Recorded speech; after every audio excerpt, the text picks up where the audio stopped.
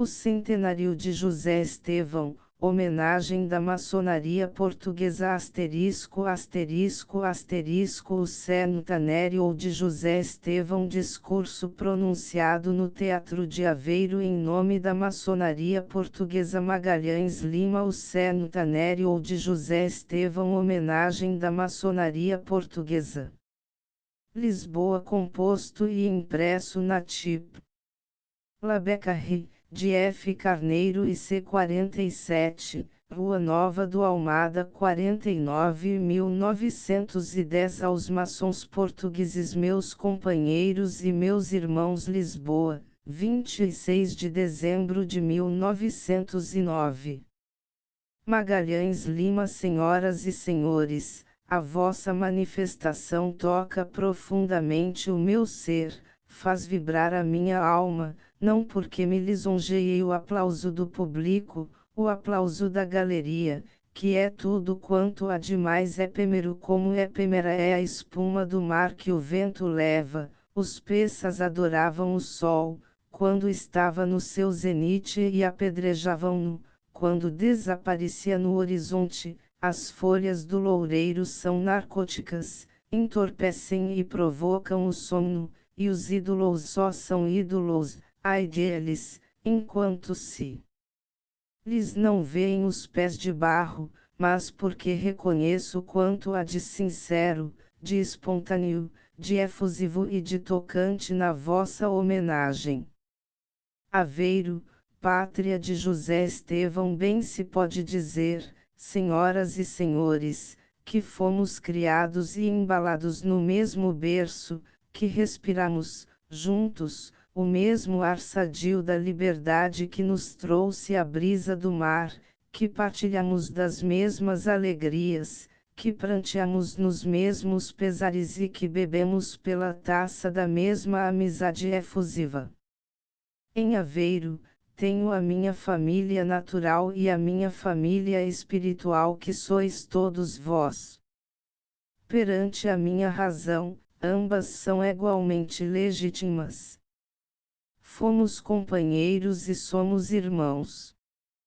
Por isso podeis bem imaginar, podeis bem aquilatar, com que íntimo alvoroço, com que profundo recolhimento, venho hoje aqui, em este dia soleníssimo, sursum corda, em que o corpo se me curva, ao mesmo tempo pelos ênos e pela comoção, semelhantemente a uma árvore amada, tronco bendito, tronco sagrado, que afagamos em criança e que vimos crescer. Sim, repito, podeis bem imaginar e aquilatar com que entranhada devoção, venho hoje aqui recordar antigos camaradas queridos que caíram na estacada, ao sopro de ventos inclementes, porventura impiedosos. E entre outros, apraz-me citar Mendes Leite, Bento e Bernardo Magalhães, Agostinho Pinheiro, Francisco Rezende, Manuel Firmino de Almeida e Maia, Almeida Vilhena, Júlio Pereira de Carvalho e Costa, Manuel de Melo Freitas, Crispiniano da Fonseca, Manuel Gonçalves de Figueiredo, e tantos outros que alentaram a minha mocidade e foram para mim como que arco-íris luminosos na primavera da vida. Não procuro inquirir das suas ideias políticas, nem isso importa, em nenhum momento em que todos os aveirenses, ousarei mesmo dizer, em que todos os portugueses estão ligados, unidos, estreitados e vinculados pelo mesmo pensamento, pelo mesmo sentimento e pela mesma vontade. A hora é para a conciliação, não é para a repulsão. A hora é para o amor e para a concórdia, não é para o ódio e para a vindicta. É uma hora de jubileu nacional que não comporta nem sectarismos nem exclusivismos.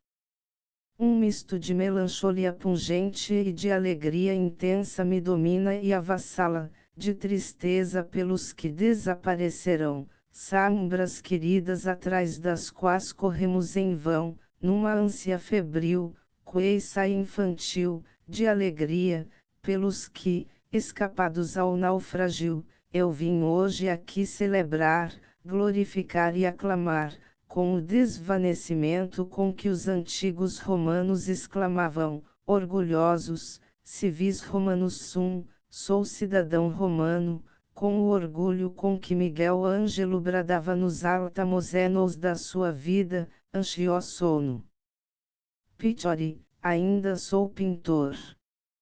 Com esse mesmo desvanecimento poderei exclamar, sou cidadão aveirense. Com esse mesmo orgulho, o orgulho de Péricles, depois da segunda derrota do Peloponeso, poderei bradar, eu de mim sou o que era e estou onde sempre estive.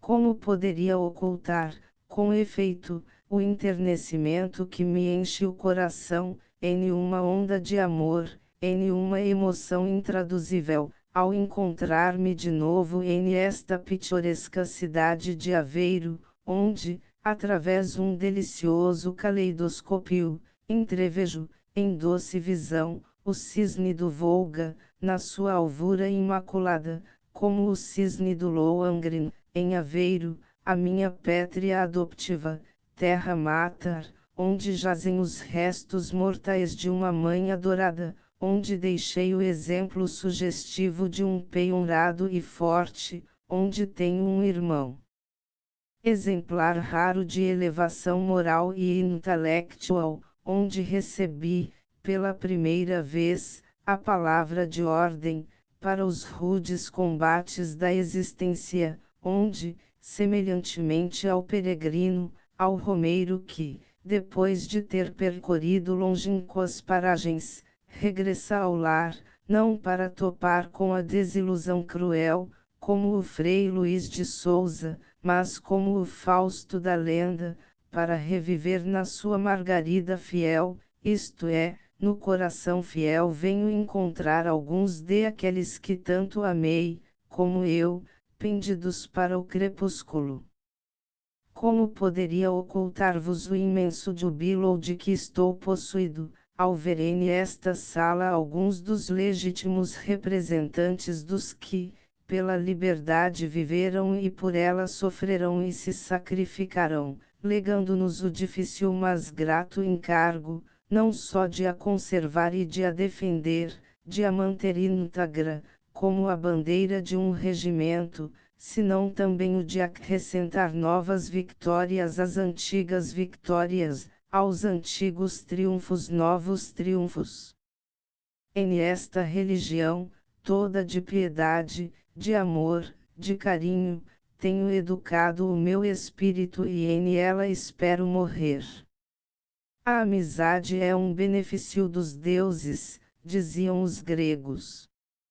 Emílio Questala, a quem eu devi uma das raras consagrações da minha vida, depois de umas ligeiras escaramuças que tivemos na imprensa espanhola, e que arrefeceram um tanto as nossas relações pessoas, aproveitando uma das visitas da princesa Ratazzi a Lisboa, escreveu-me uma longa carta, na qual, entre outras coisas, me dizia o seguinte: as lutas da política, meu querido amigo, por mais gloriosas e brilhantes, não valem uma boa afeição que inunda os nossos corações de uma luz radiosa, divina, a única capaz de espancar as trevas da discórdia. Quando se chega à minha idade já Lamartine o constatava, vive-se muito de recordações.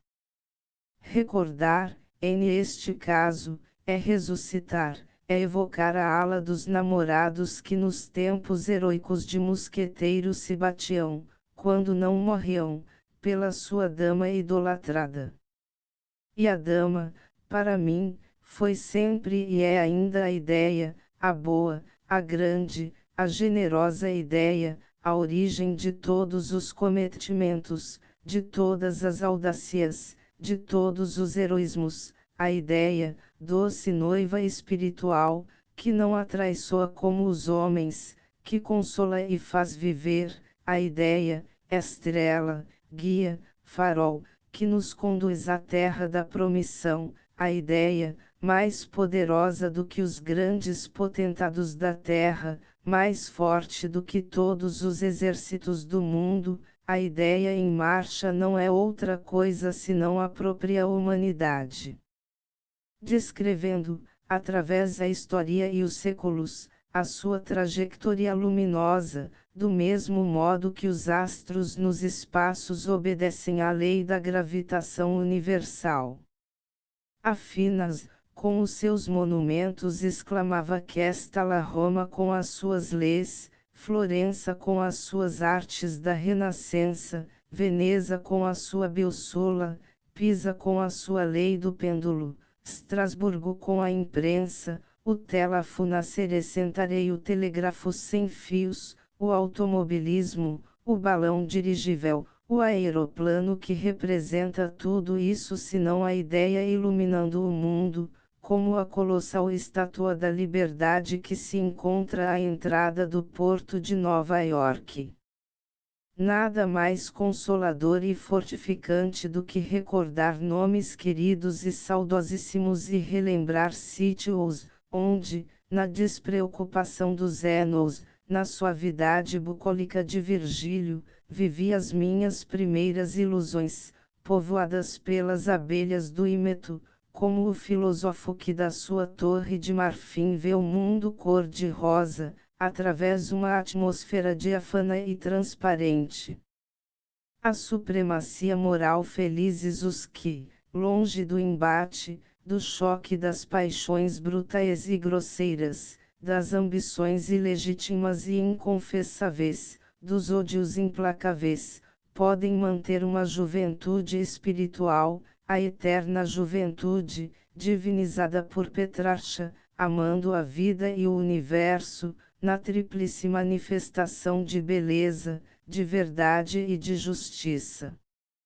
Essa mocidade espiritual, ou, antes, essa força moral que caracteriza o sábio, o filósofo, o poeta, o artista, enfim todos os privilegiados do espírito e do coração.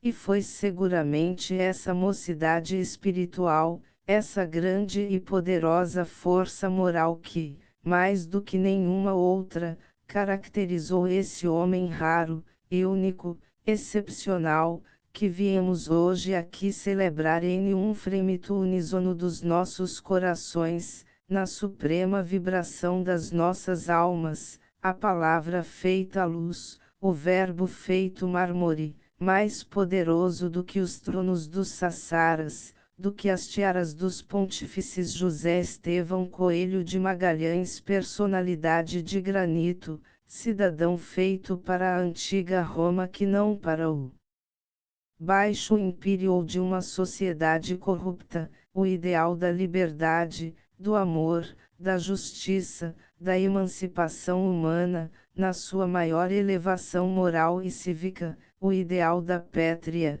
desse patriotismo que teve o seu eco triunfal no himno da Maria da Fonte, como os revolucionários de 89 o tiveram na sua imortal Marselhesa.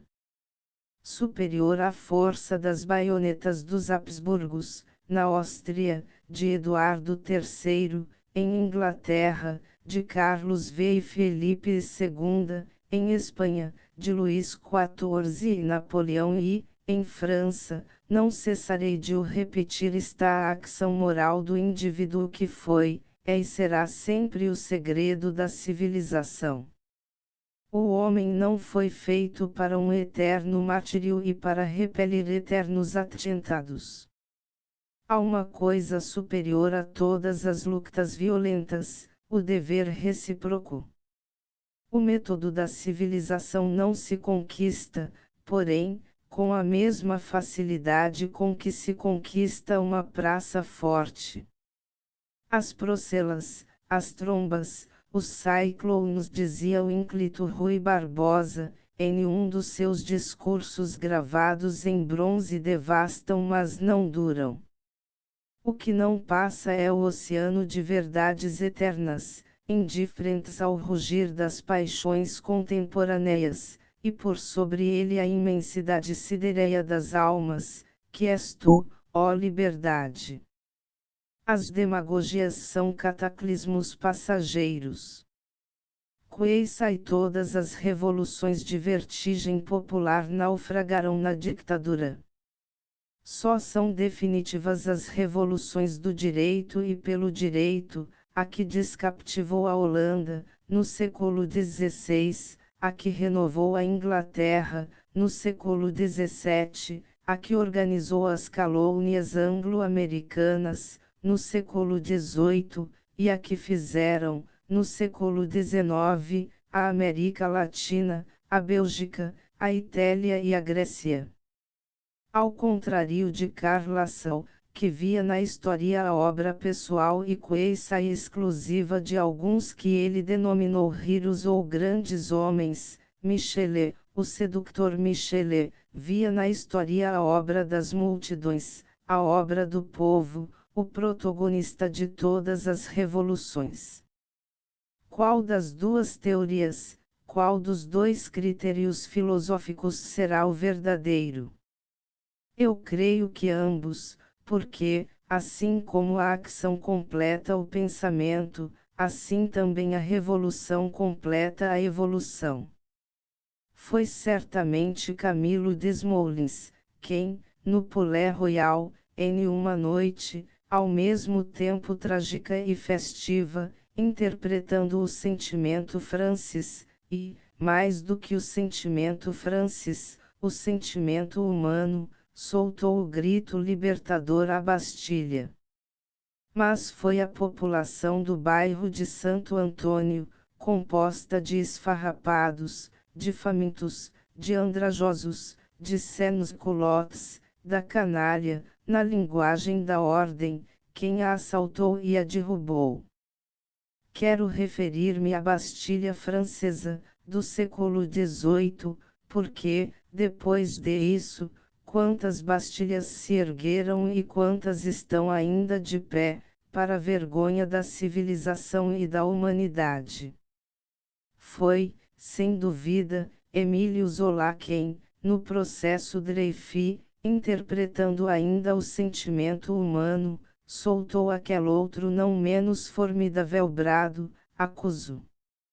Mas foi a opinião mundial, foi a consciência coletiva, quem lhe deu a vitória, assim como foi a opinião mundial, a consciência coletiva, quem denunciou o assassínio judiciário de Francisco Ferrer.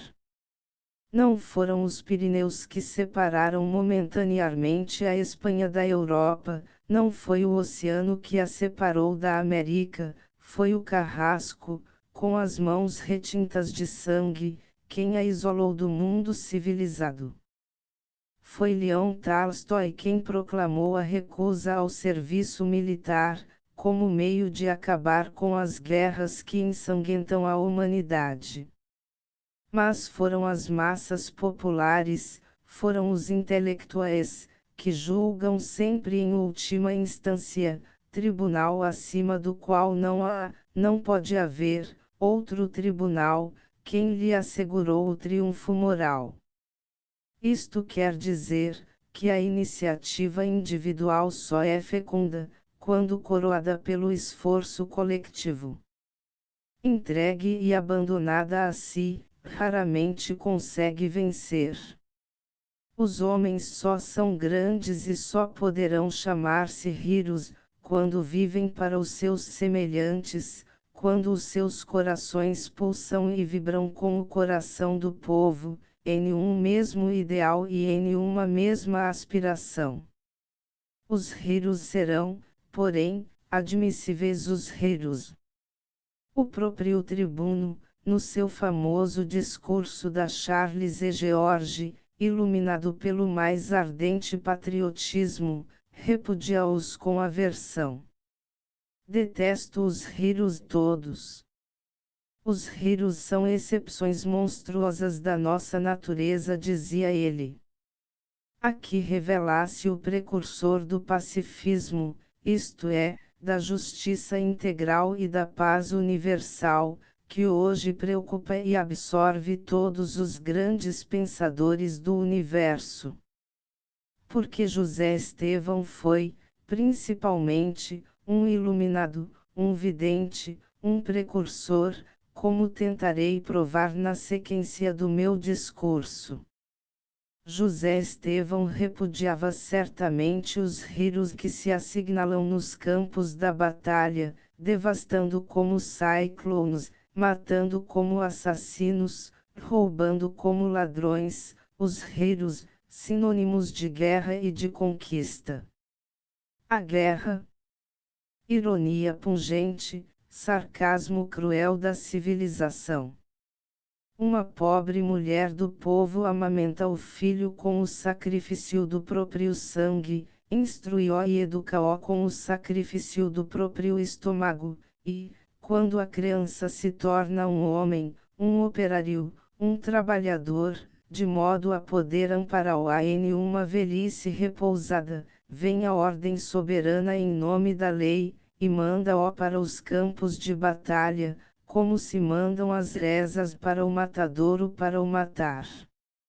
Mas José Estevão não podia repudiar, com a mesma aversão, os rios que se assinalam no campo do pensamento, melhorando as condições da existência, tornando os homens mais felizes, porque ele foi a encarnação mais pura, mais viva, mais autêntica desse heroísmo. Que são, com efeito, os rios da antiguidade, Aníbal, César, Napoleão, comparados com os rios do nosso tempo, com os Barthelot, com os Pasteur, com os Victor Hugo, com os Curie, com os Edison, com os Darwin, com os Herbert Spencer, com todos os benfeitores da humanidade, enfim. Hero, em esta acepção, é sinônimo de soberania moral e intelectual. E foi esta soberania que José Estevão exerceu na sociedade portuguesa e que o fez entrar na imortalidade da história. A supremacia moral é o único poder verdadeiro. Os caracteres superiores e os superiores talentos são aqueles que têm tanta perspicácia para conhecer a verdade, como força para propugnar por ela. A psicologia de José Estevão não nos precipitemos, porém. Para bem penetrar a psicologia de um homem celebra, torna-se mister averiguar, inquirir, investigar o meio em que se desenvolveram as suas faculdades, em que se expandiu a sua ação moral e social. José Estevão nasceu em Aveiro. Quantas vezes, na sua predilecta Costa Nova do Prado, o mar, na sua imensidade, na sua grandeza, na sua majestade, o mar gigante e indomável, provocando a nostalgia de mundos infinitos, lhe não teria sugestionado alguns dos mais belos pensamentos dos seus discursos emocionantes. Quantas vezes não teria comparado o oceano com as grandes revoluções da história, pelo seu correr impetuoso, pelo seu rugir leonino? Quantas vezes o não teria cotejado com a humanidade, quer nas horas de bonança, quer nas horas terríveis em que a onda galga o rochedo e invade, alterosa, a praia, como protesto contra a intrusão dos homens, e que é a perfeita imagem das horas trágicas da insurreição, que para os povos calcados, pisados e escravizados representa um direito, muitas vezes um dever, e, algumas vezes também, uma necessidade. José Estevão nasceu em Aveiro. Assim como a população dos centros indústrias é naturalmente propensa às ideias socialistas, a população das terras marítimas é naturalmente propensa às ideias republicanas, talvez pela independência que só a natureza pode dar. Sempre me hei de lembrar que encontrei nos pescadores de Aveiro os meus primeiros adeptos e nunca esquecerei a galhardia, o garbo, a intrepidez com que os vi marchar, através das ruas de Lisboa, no cortejo cívico do tricentenário de Camões, ladeando o carro do comércio e indústria. Foi um passeio triunfal que lhes preparei que redundou em uma imensa apoteose romana, a Aveiro e aos aveirenses. O pescador e o mineiro são para mim as duas entidades mais simpáticas e que mais me enternecem. É preciso ter descido a uma mina, como eu desci, na Bélgica, para se avaliar o que representa em esforço, em sacrifício, em abnegação, em heroísmo, a vida do mineiro. Em uma espécie de ascensor, improvisado com taboas e cordas, desce 300 metros abaixo do solo à altura da Torre Eiffel, de Paris. As galerias são percorridas pelos vagonetes que assentam em rails em uma extensão de muitos quilômetros. O mineiro, mascando o carvão para iludir a própria fome, está ordinariamente de costas, com a lanterna cingida à testa ou ao ventre, de picareta em punho, para melhor poder extrair o minério. Os trabalhadores formam 2 turnos, um que desce às 6 da manhã e sobe às 6 da tarde, e outro que desce às 6 da tarde e sobe às 6 da manhã. E tal é o terror que os domina, ao descerem aos poços, que a muitos vi eu, com espanto, persignarem-se e benzerem-se, como quem se despede da luz e não tenciona mais regressar. São escolhidos de preferência os celibatários. Até as alegrias da família lhes são defesas. E quantos não vão encontrar a cegueira, e quantos não vão encontrar a mais afrontosa das mortes em aquelas catacumbas imensas? Ao passo que as companhias mineiras dão aos seus acionistas 20, 30, 40 e 50% de dividendo, o mineiro ganha o indispensável para não morrer de fome. Constatei, como tinha igualmente constatado na Bolsa de Berlim, vasta menageria de feras ambiciosas, quanto o socialismo tem uma razão lógica de ser. Permite, senhores, que exclame, com Paulo Luiz Corrêa, ó grandes da terra, olhai para o que se passa e tende juízo se podes. Do pescador, nada vos direi, porque todos vós conheceis a sua temeridade e o seu arrojo, expondo a vida com a serenidade dos grandes reiros, para alimentarem os seus semelhantes. Ainda por ocasião do cortejo cívico do tricentenário de Camões, Ramalho Ortigão, na ocasião em que se organizava a procissão, no terreiro do Paço, tomando-me do braço, levou-me a ver o que ele chamava os seus pescadores, os povoeiros, os pescadores da povoa de Varzim, e indicando-me disse-me, este salvou 6 vidas. Tinha o peito coberto de medalhas, como os dínaras famosos. Por meu turno, tomando-o também pelo braço, fui mostrar-lhe aqueles a que eu chamava os meus pescadores, os pescadores de Aveiro, e indicando-lhe acrescentei, este salvou 12 vidas. Não tinha uma única medalha ao peito. Bem se via que era da pétrea de José Estevão. José Estevão bebeu no berço o leite da liberdade, se assim me posso exprimir, e, chegado à idade da razão, acompanhou em espírito a mais cosmopolita de todas as revoluções, a Revolução de 1848. Seu e meu dilecto amigo, José Elias Garcia, aludindo ao facto, disse-me um dia, quando esse movimento, que tantas esperanças havia alimentado, fracassou em França, houve alguém que chorou em Portugal. Esse alguém fui eu. Nenhuma revolução logrou, com efeito, como esta, apaixonar e comover os espíritos, pelo seu sentimentalismo idealista e humanitário.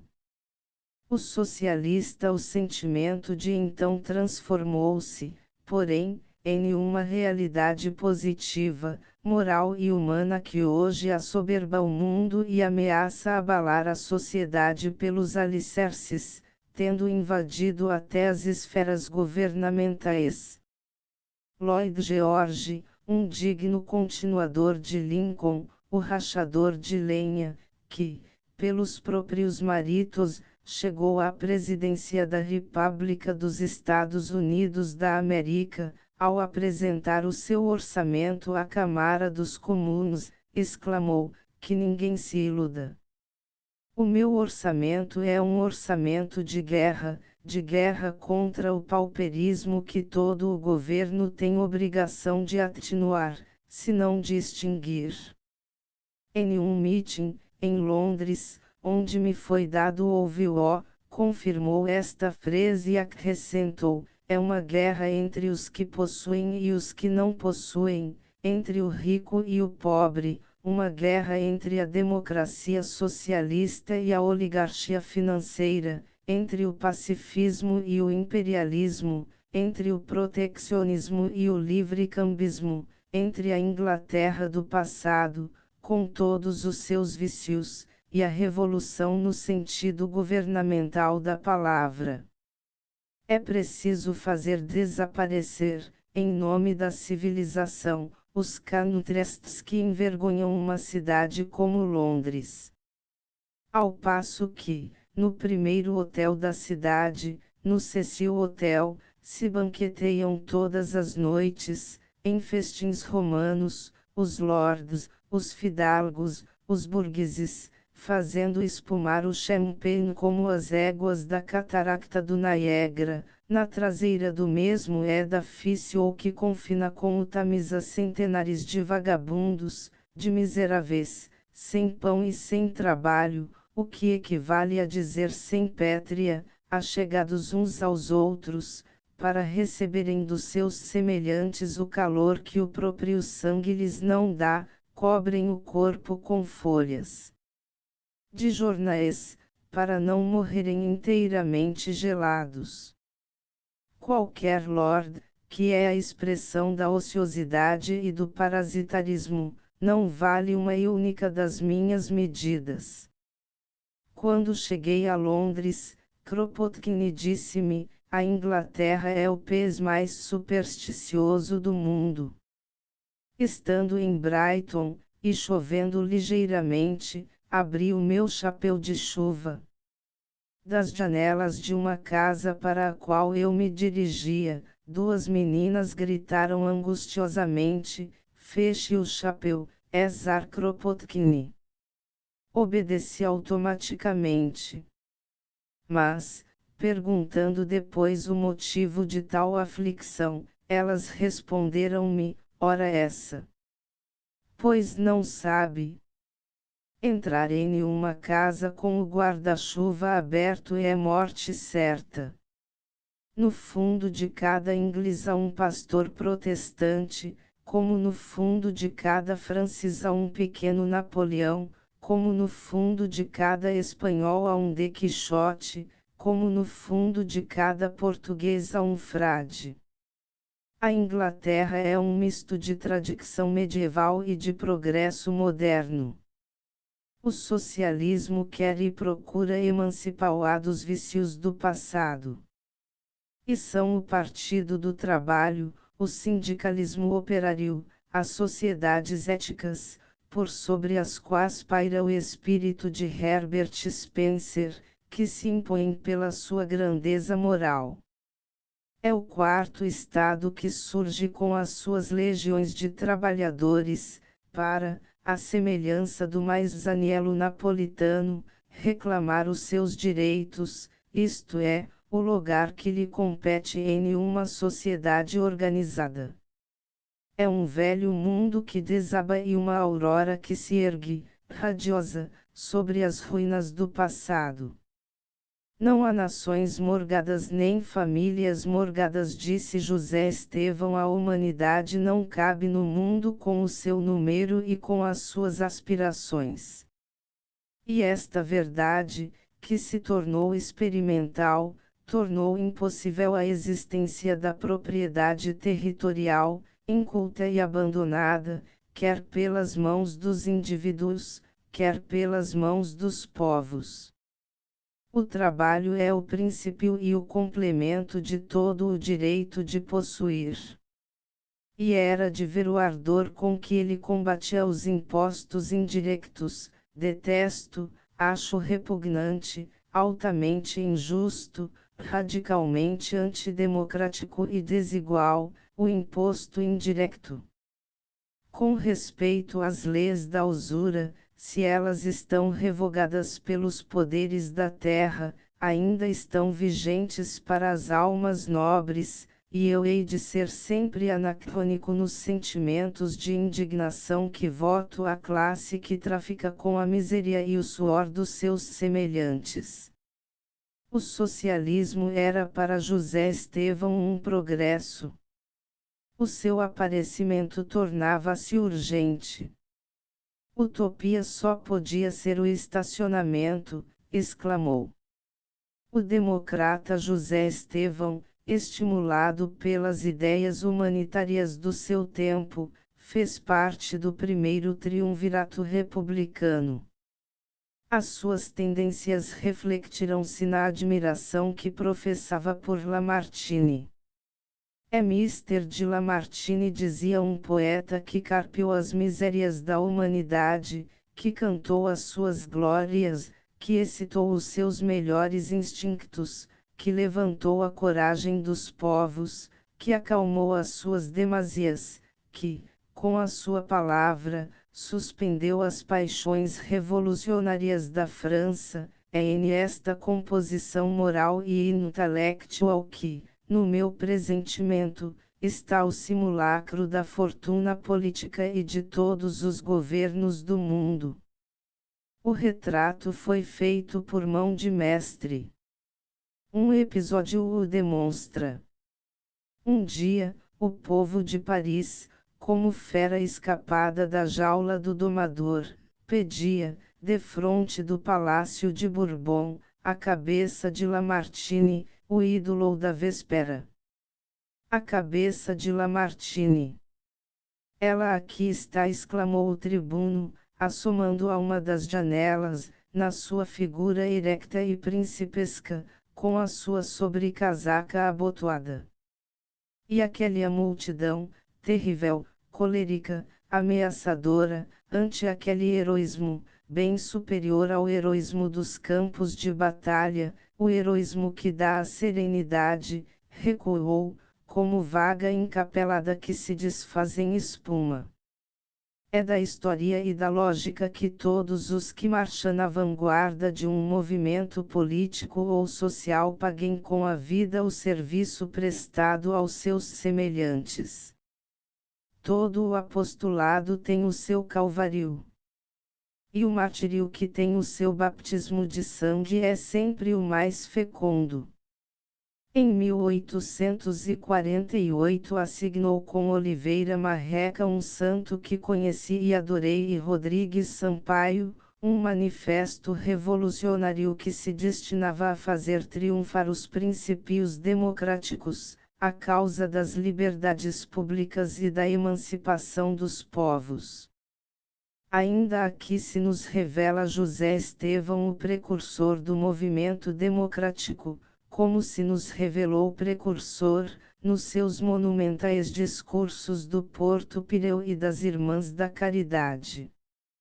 Na primeira de estas orações, quando passa a história da ordem, a ordem que forjou a espada organizadora de Nemrud, a ordem que fez de um almocreve árabe o chefe de uma religião, a ordem que compôs o Bliuçamo de Ferrabras, a ordem que fez as botas de Carlos XII, o chapéu de Henrique IV e o casaco de Napoleão é simplesmente admirável.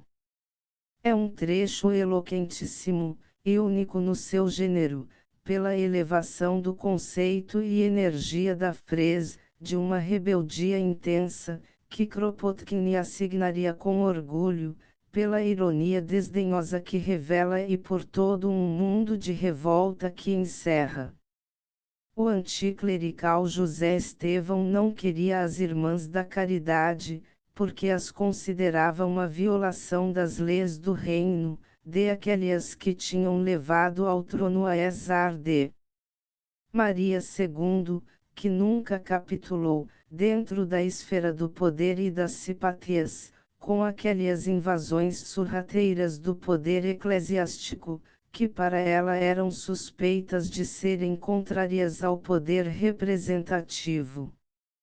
Respeitemos essas leis, dizia ele, porque vivemos por elas. São as nossas leis, são o nosso coração, são a nossa vida, são a nossa história.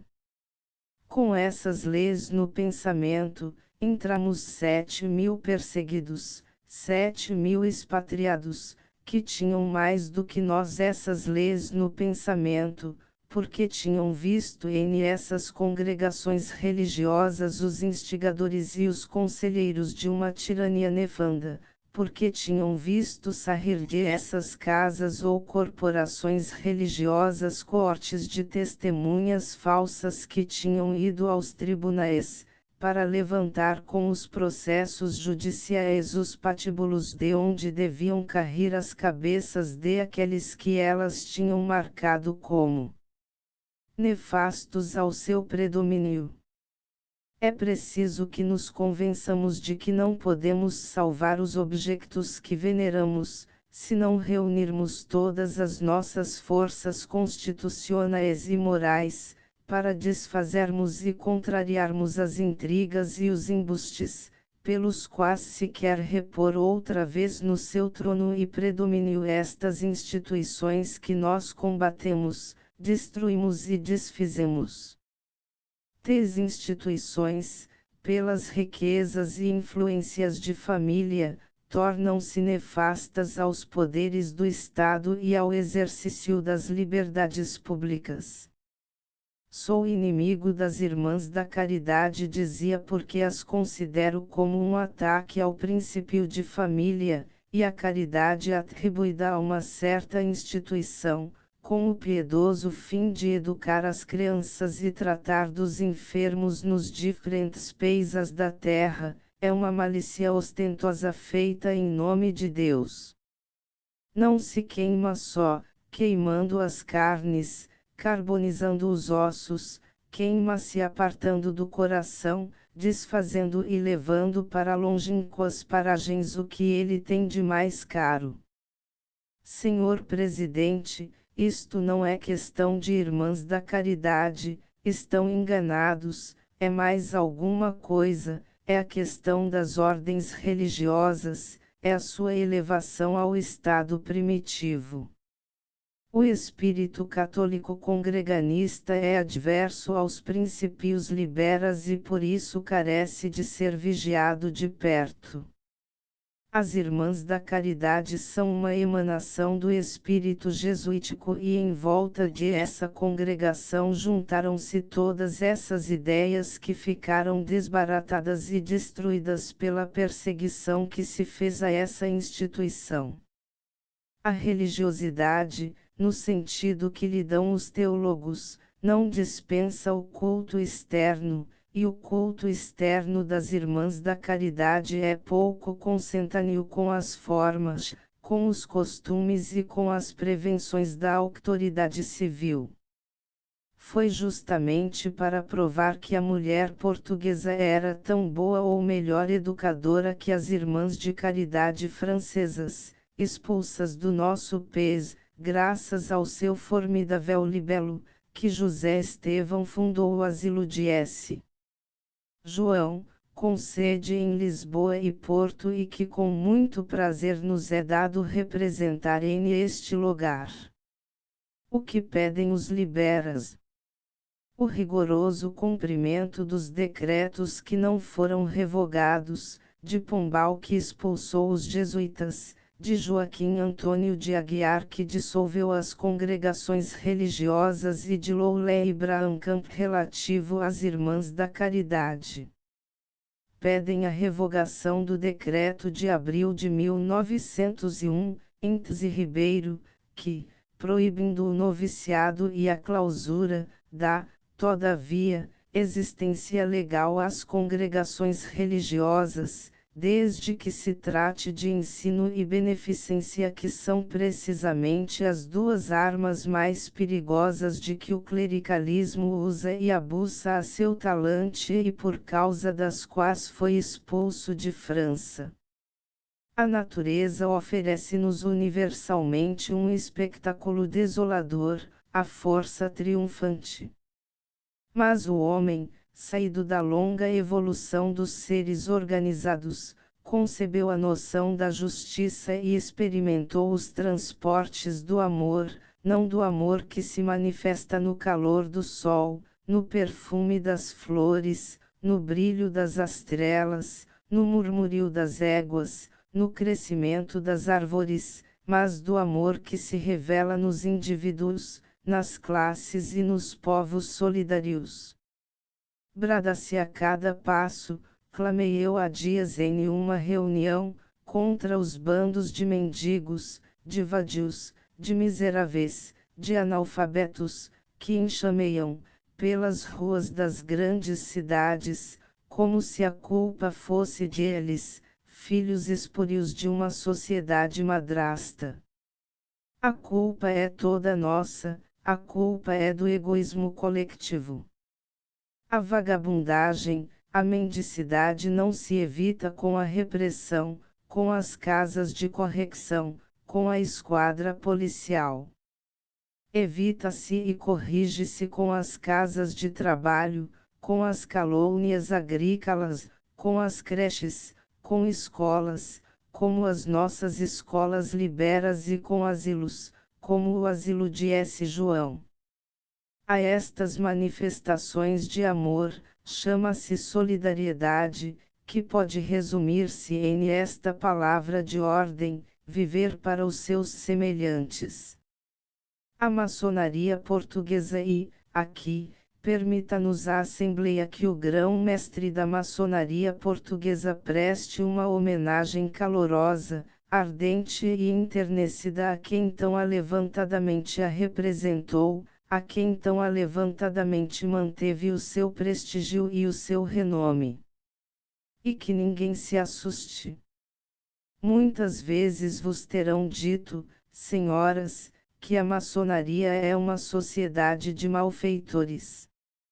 Se ser malfeitor é amar a humanidade, ouvir a voz da natureza que nos brada, todos os homens são irmãos, todos constituem uma e única família, se ser malfeitor é fazer o bem pelo amor do próprio bem e escutar a voz da consciência, se ser malfeitor é amar a verdade, praticar a justiça, e proceder com rectidão, se ser malfeitor é obedecer à razão, esclarecida pela ciência, se ser malfeitor é amar os bons, fugir dos maus, mas não odiar ninguém, se ser malfeitor é ser progressivo, se ser malfeitor é ser tolerante, regozijarmo-nos com a justiça e insurgirmo-nos contra a violência e a iniquidade. Se ser malfeitor é acender essa imensa fogueira a que se chama a escola, se ser malfeitor é arrancar uma fasca de cada sílaba soletrada, se ser malfeitor é desenvolver o cérebro da criança pela instrução, se ser malfeitor é formar o caráter pela educação, se ser malfeitor é combater o prejuízo, o preconceito, o fanatismo, a superstição, o erro e a mentira, se ser malfeitor é viver para os nossos semelhantes, se ser malfeitor é moralizar pelo exemplo, nós, os maçons, reivindicamos, com orgulho, esse título de honra. José Estevão que, na flecha dos mortos, como bode na barricada de Paris, afrontou as balas inimigas com bravura épica. José Estevão, soldado e tribuno, foi grão-mestre da maçonaria portuguesa, como o foi o general Gomes Freire de Andrade, enforcado na esplanada da Torre de S. Julião da Barra, por ter cometido o enorme crime de ser português em um momento em que muitos eram ingleses. Umas modestas flores solitárias, cultivadas por mão amiga, à maneira das cruzes de madeira que o viandante encontra nas estradas desertas, atestam que em aquele lugar se matou um homem.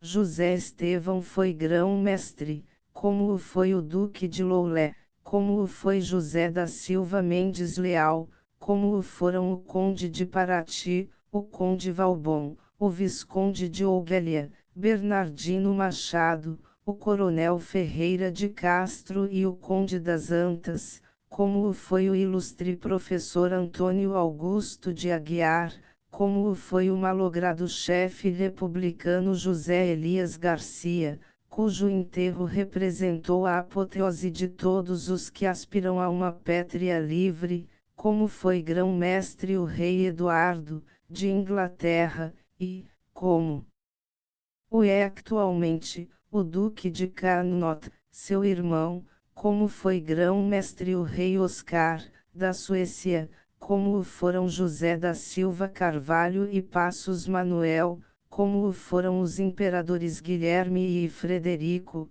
da Alemanha, e, como o é ainda hoje, por intermédio do seu representante, o imperador Guilherme II, como foram maçons os patriotas de 1820.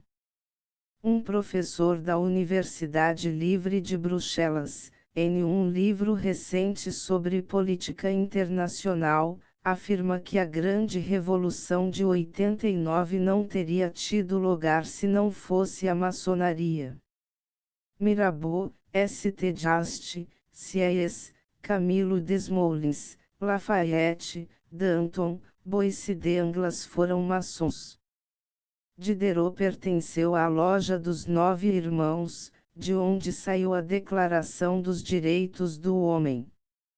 Foi maçom o sábio Liré, que, sendo iniciado na Loja da Clemente Amité, tomou como divisa: o principal dever do homem para consigo mesmo é instruir-se, o principal dever do homem para com os seus semelhantes é instruí-los. Por toda a parte se acentua uma tendência para um fim determinado, a unidade espiritual da humanidade. Aparentemente separados, os espíritos criam e desenvolvem a consciência da sua unidade. Apesar de não dependerem uns dos outros, encontram-se todavia, ligados por afinidades espirituais, descendentes de uma mesma raça ou cidadãos de um mesmo estado.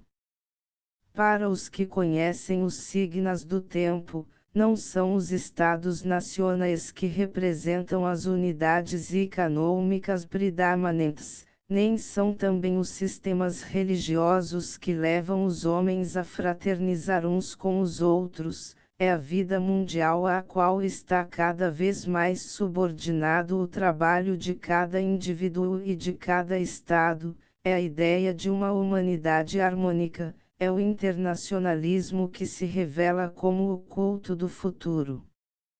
E a única instituição que, através todas as perseguições e todas as vicissitudes, se tem mantido com caráter universal, é a maçonaria.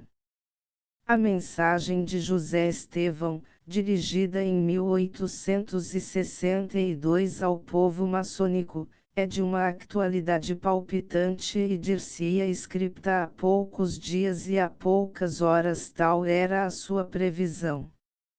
O que é a reação que invadiu o nosso país senão um desses trabalhos insidiosos e solapados contra todos os grandes princípios, porque a maçonaria tem sempre combatido com tanta coragem e perseverança. Esta forma de combater não é a que elas preferem. Adoptam NA por necessidade. Se lhe fora possível em um momento derrubar a obra da razão e da filosofia, não demoravam esta almejada catástrofe. Mas transigem com as circunstâncias e adoptam o arbítrio de temporizar. Os inimigos, porém, são os mesmos. Os gritos de peleja são os que eram bradados em tempo de mais poder. Agora segredam-nos, mas exprimem as mesmas paixões, os mesmos intuitos. Ao som deles, foram ganhas execráveis batalhas contra os foros da humanidade. Agora, com as mesmas evocações, são praguejados os seus progressos e embaraçada a sua marcha no caminho da perfeição. A maçonaria deve acordar do seu letargo, levantar a sua bandeira, inspirar-se das suas recordações, tomar o seu posto tradicional. Se assim não fizermos, traímos o juramento que prestamos, injuriamos a memória dos irmãos, nossos passados, e usurpamos o título de maçons, porque não merece tal nome aquele que é tardo em acudir pela defesa dos princípios da sua ordem, aquele que se cansa na luta e deixa as armas no campo. Cumpre a maçonaria vigiar as praias da civilização e ter bem policiados todos os signos e precauções, para evitar aqueles enganos, desassustar a navegação, e tornar a viagem dos homens e das nações em este mundo, mais certa, mais livre, mais virtuosa e mais honestamente aprazível. Meus senhores, escreveu Máximo Gorki, que há duas maneiras de viver, a putrefacção que é própria das almas egoístas e vis e a combustão que representa o calor, a vida e o movimento.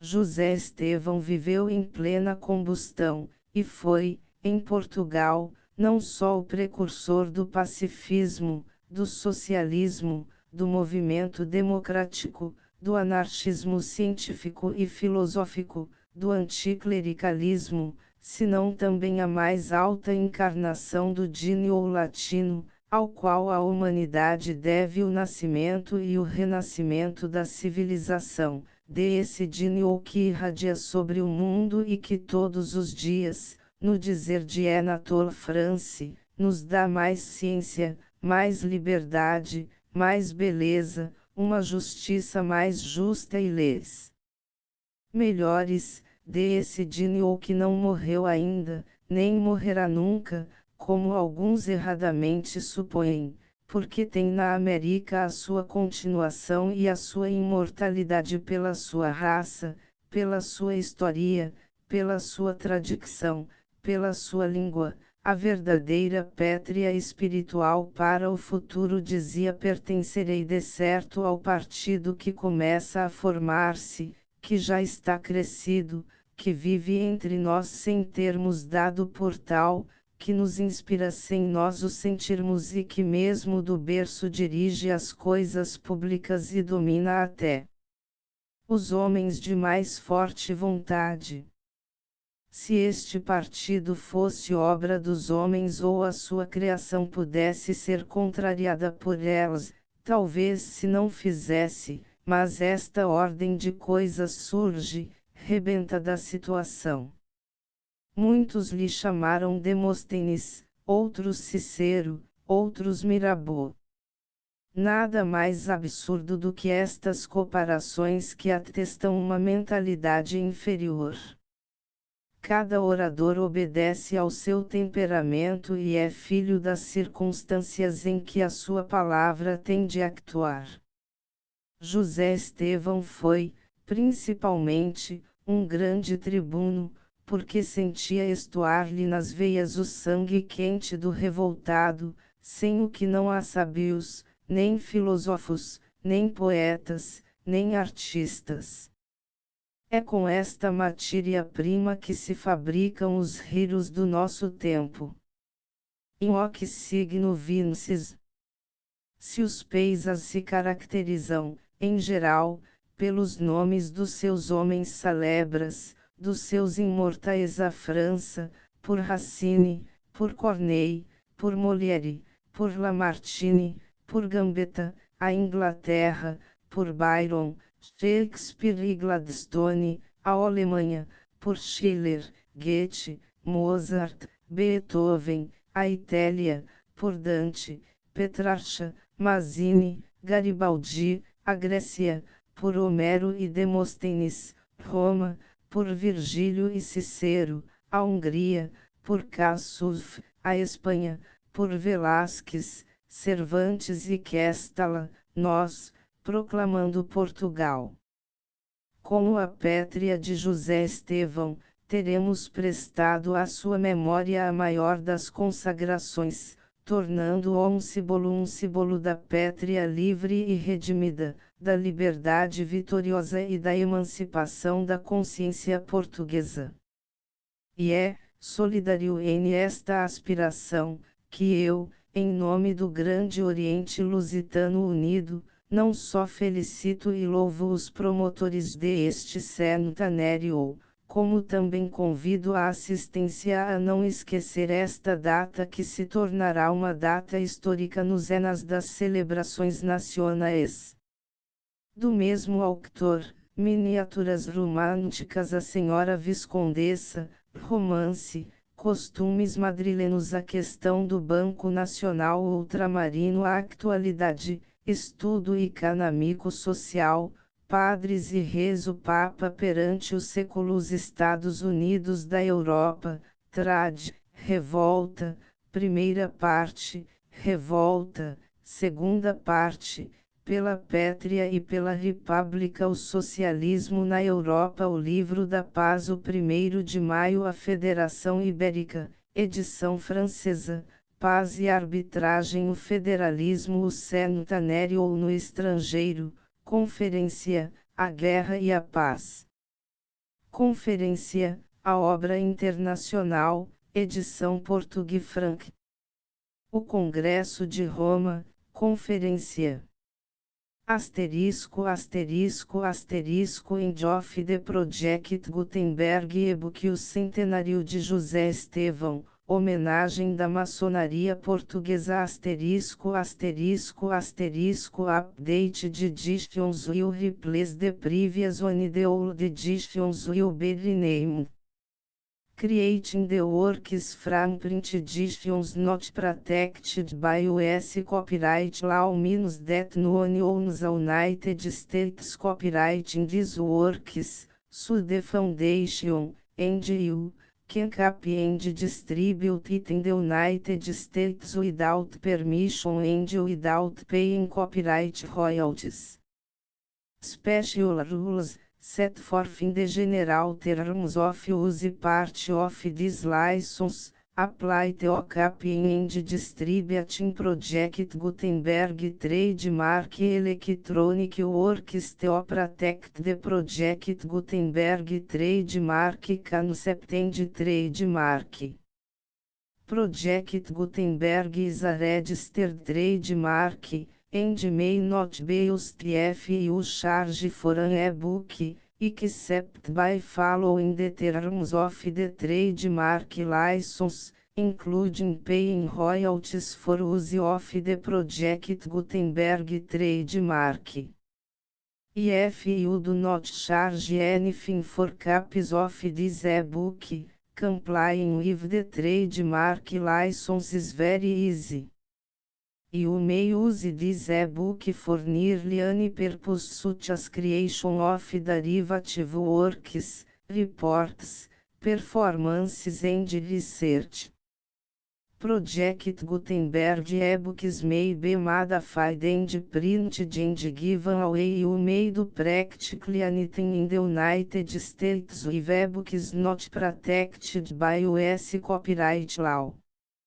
Redistribution is subject to the trademark license, a special commercial redistribution. Start, full license the full project Gutenberg license please read this before you distribute or use this work to protect the project Gutenberg trademark mission of promoting the free distribution of electronic works, by use or distributing this work, or any other work associated in any way with the phrase project Gutenberg. You agree to comply with all the terms of the full project Gutenberg trademark license available with this file or online at www.gutenberg.org/license. Section 1. General Terms of Use and Redistributing Project Gutenberg Trademark Electronic Works 1. By reading or use any part of this project Gutenberg Trademark Electronic Work, you indicate that you have read, understand, agree to and accept all the terms of this license and intellectual property, trademark/copyright, agreement. If you do not agree or abide by all the terms of this agreement, you must cease use and return or destroy all copies of Project Gutenberg trademark electronic works in your possession. If you paid a fee for obtaining a copy of your access to a Project Gutenberg trademark electronic work and you do not agree to be bound by the terms of this agreement, you may obtain a refund from the person or entity to whom you paid the fee set forth in paragraph 1.8. 1.b Project Gutenberg is a registered trademark. It may only be used on or associated in any way with an electronic work by people who agree to be bound by the terms of this agreement. There are a few fees that you can do with most Project Gutenberg trademark electronic works even without complying with the full terms of this agreement. See paragraph 1.c below. There are a lot of fees you can do with Project Gutenberg trademark electronic works if you follow the terms of this agreement and help preserve free future access to Project Gutenberg trademark electronic works.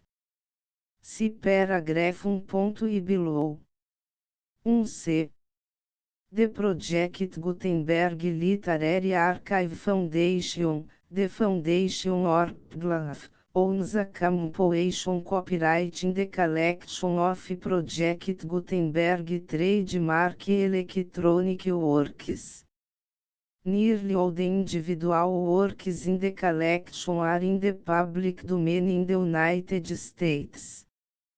If individual works are unprotected by copyright law in the United States and you are located in the United States, we do not claim a right to prevent you from copying, distributing, performing, displaying or creating derivative works based on the work as long as all references to Project Gutenberg are removed.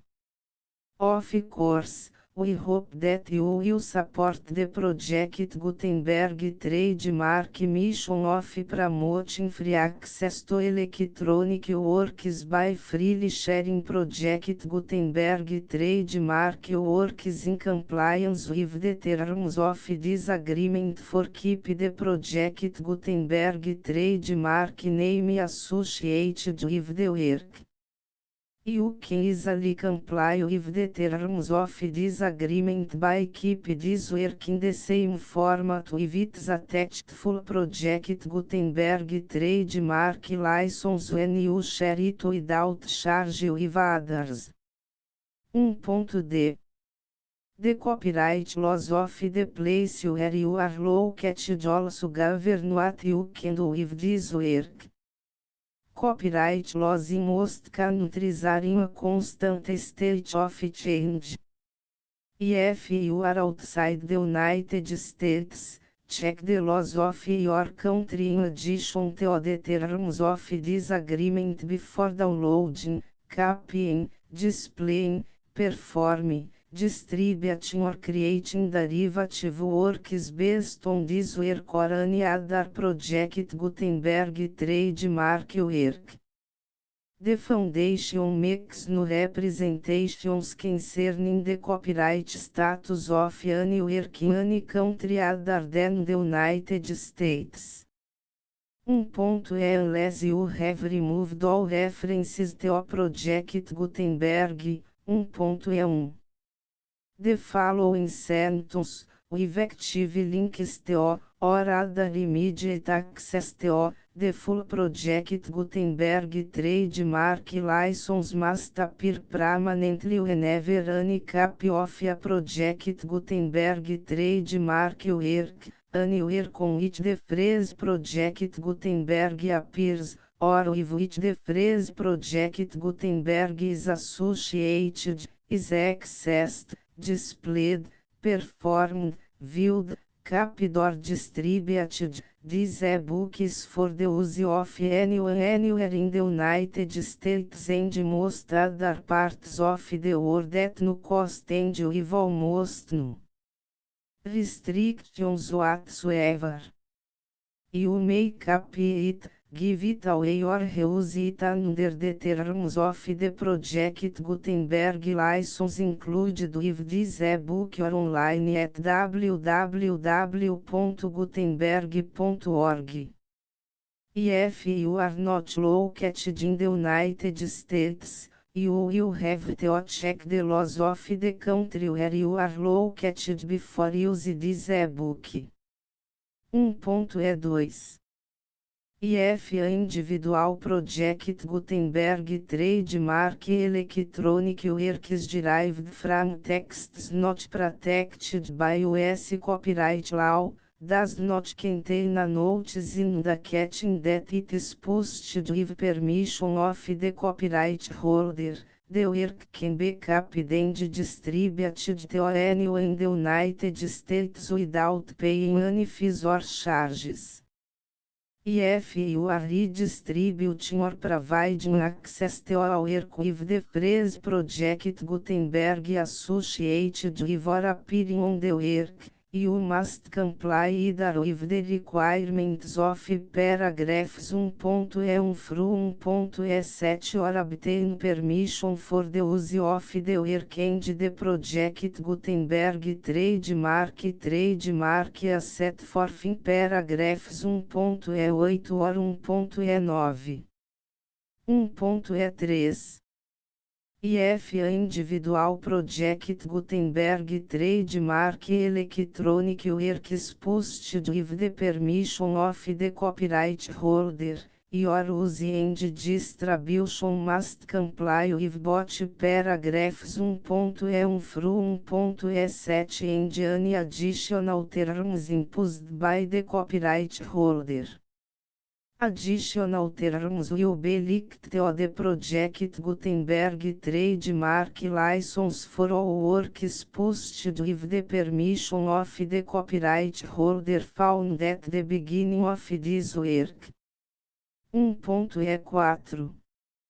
Do not unrecord, touch or remove the full project Gutenberg trademark license terms from this work, or any files containing a part of this work or any other work associated with project Gutenberg trademark. 1.5. Do not copy, display, perform, distribute or redistribute this electronic work, or any part of this electronic work, without permanently displaying the sentence set forth in paragraph 1.1 with active links or immediate access to the full terms of the project Gutenberg trademark license.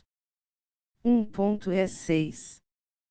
You may convert to and distribute this work in any binary, Camprest, Markup, non-proprietarior para praia Terraform, include any word processing or hypertext form however, if you provide access to or distribute copies of a project Gutenberg trademark working format other than plain vanilla as your other format used in the official version posted on the official project Gutenberg trademark website, www.gutenberg.org fecha parênteses you must, at no additional cost, for expense to the user, provide a copy, a means of exporting a copy, or a means of obtaining a copy upon request, of the work in its original plain vanilla as your other form. Any alternate format must include the full project Gutenberg trademark license as specified in paragraph 1.E1.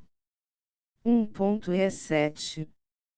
Do not charge a fee for access to, viewing, displaying, performing, copying or distributing any project Gutenberg trademark works unless you comply with paragraph 1.E8 or 1.E9. 1.E8. You may charge a reasonable fee for copies of your providing access to or distributing project Gutenberg trademark electronic works provided that, item you pay a royalty fee of 20% of the gross profits you derive from the use of project Gutenberg trademark works calculated use the method you already use to calculate your applicable taxes. The fees owed to the owner of the project Gutenberg trademark, but he has agreed to donate royalties under this paragraph to the project Gutenberg Literary Archive Foundation. Royalty payments must be paid within 60 days following each date on which you prepare, or are legally required to prepare, your periodic tax returns. Royalty payments should be clearly marked as such and sent to the project Gutenberg Literary Archive Foundation at the address specified in Section 4, Information about donations to the project Gutenberg Literary Archive Foundation. Item you provide a full refund of any money paid by a user who notifies you in writing, or by email, within 30 days of receipt that S/he does not agree to the terms of the full project Gutenberg trademark license. You must require such a user to return or destroy all copies of the works possessed in a physical media and discontinue all use of and all access to other copies of project Gutenberg trademark works. Item you provide, in accordance with paragraph 1.F3, a full refund of any money paid for a work or a replacement copy, if a defect in the electronic work is discovered and reported to you within 90 days of receipt of the work. Item you comply with all other terms of this agreement for free distribution of project Gutenberg trademark works. 1.E9.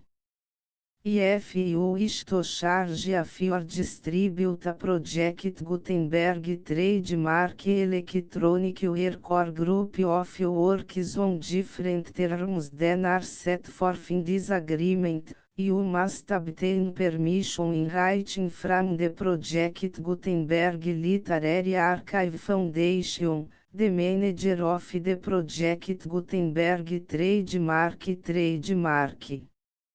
Contact the foundation as set forth in section 3 below.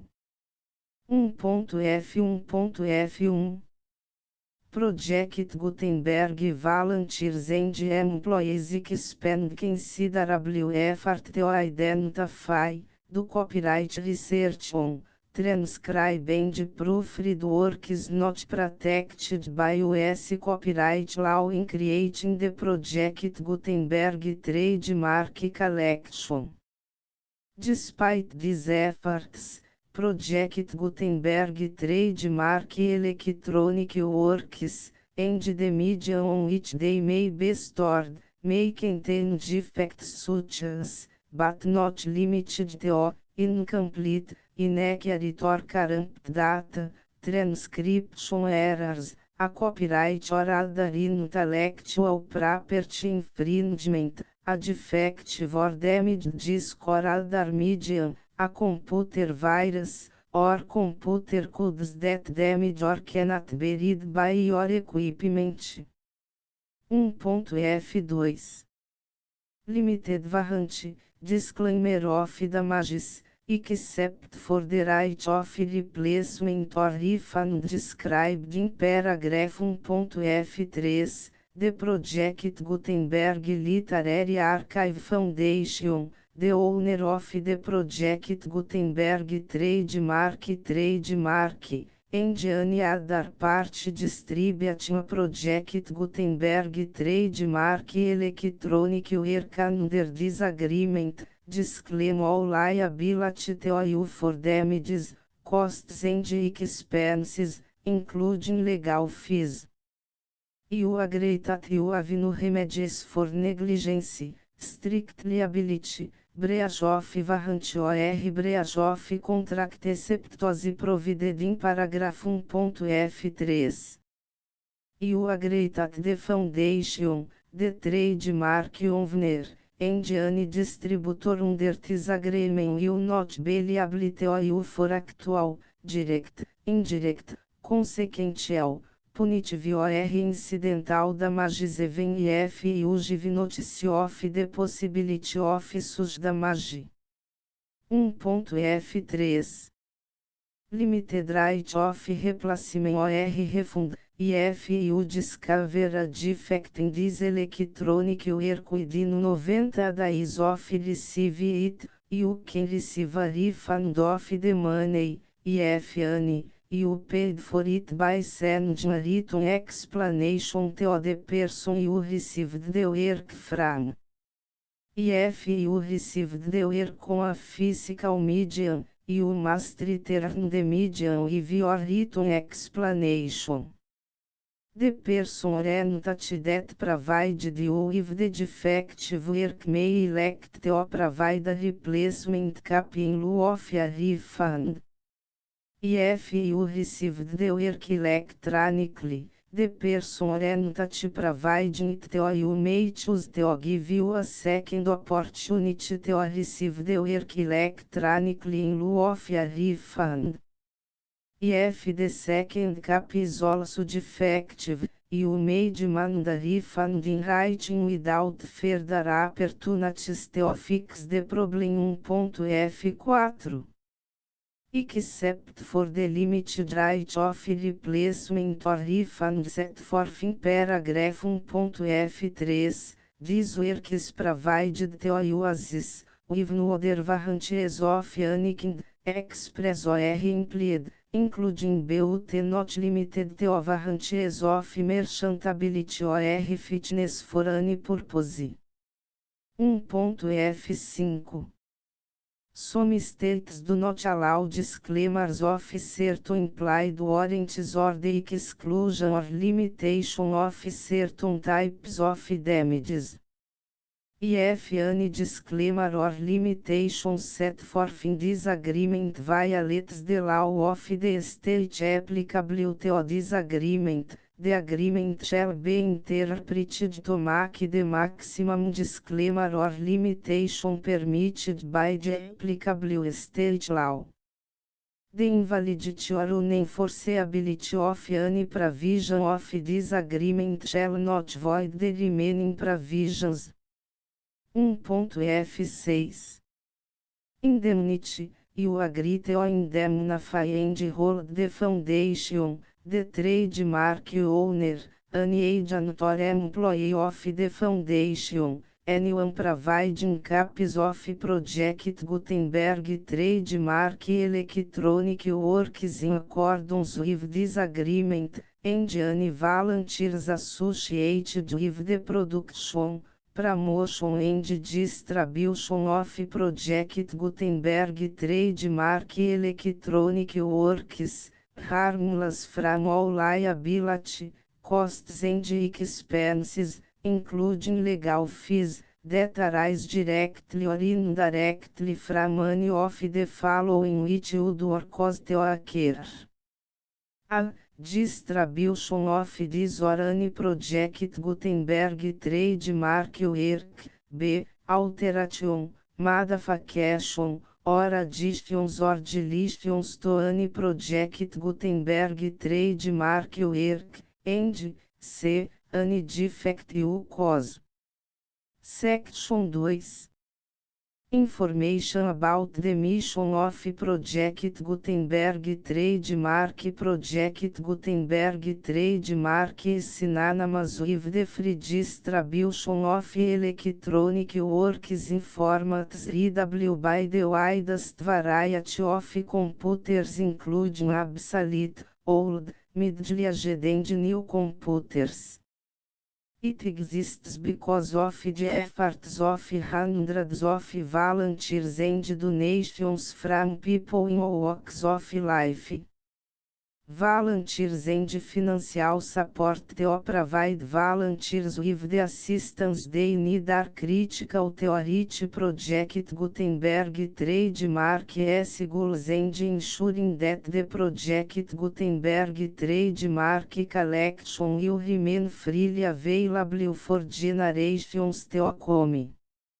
Em 2001, the Project Gutenberg Literary Archive Foundation was created to provide a secure and permanent future for Project Gutenberg trademark and future generations.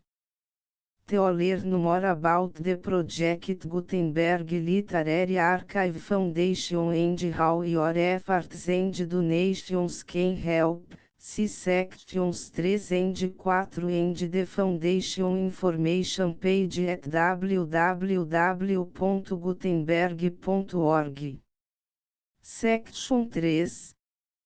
Information about the Project Gutenberg Literary Archive Foundation. The Project Gutenberg Literary Archive Foundation is a non-profit 501(c)(3) educational corporation organized under the laws of the State of Mississippi and granted tax-exempt status by the Internal Revenue Service. The foundation Sr. Federal Tax Identification Number is 64-6221541. Contributions to the Project Gutenberg Literary Archive Foundation are tax deductible to the full extent permitted by U.S. federal laws and your state's laws.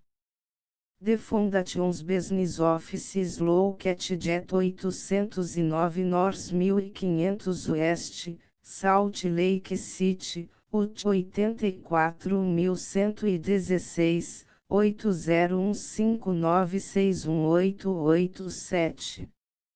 E-mail contact links and up-to-date contact information can be found at the Foundation's website and official page at www.gutenberg.org/contact. Section 4.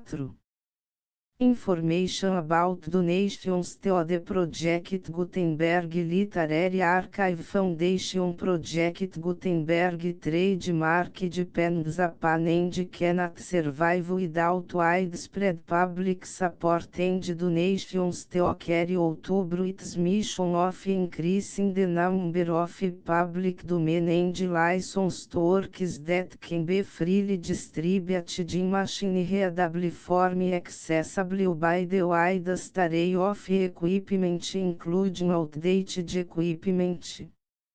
Many small donations, $1 TO cifrão 5,000, particularly important to maintaining tax exempt status with the IRS. The foundation is committed to complying with the laws regulating charities and charitable donations in all 50 states of the United States. Compliance requirements are not uniform and it takes a considerable effort, much paperwork and manifest to meet and keep up with these requirements. We do not solicit donations in locations where we have not received written confirmation of compliance. To send donations or determine the status of compliance for any particular state, visit www.gutenberg.org/donate. While we can attend do not solicit contributions from states where we have not met the solicitation requirements, we know of no prohibition against accepting unsolicited donations from donors in such states who approach us with offers to donate. International donations are gratefully accepted, but we cannot make any statements concerning tax treatment of donations received from outside the United States.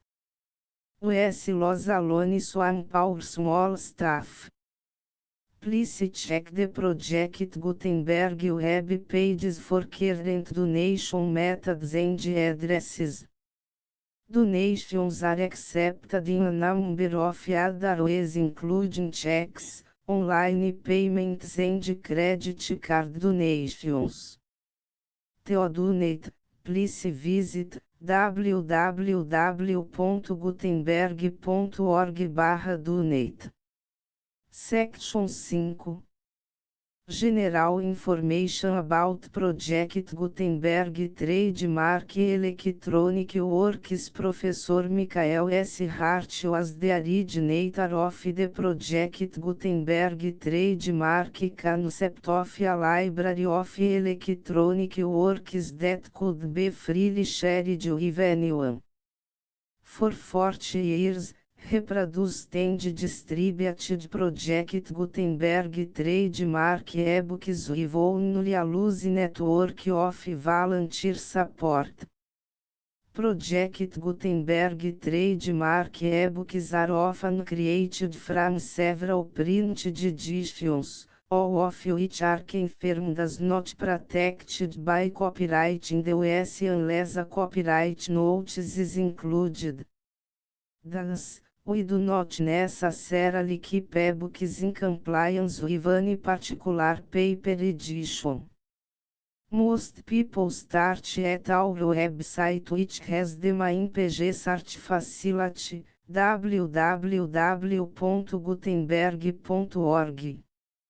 This website includes information about Project Gutenberg trademark, including how to make donations to the Project Gutenberg Literary Archive Foundation, how to help produce our new ebooks, and how to subscribe to our email newsletter to hear about new ebooks. Aveiro, Pátria de José Estevão. A supremacia moral. Os ritos. A psicologia de José Estevão. O socialista. O democrata. O anticlerical. A maçonaria portuguesa. Do mesmo autor, The Full Project Gutenberg License.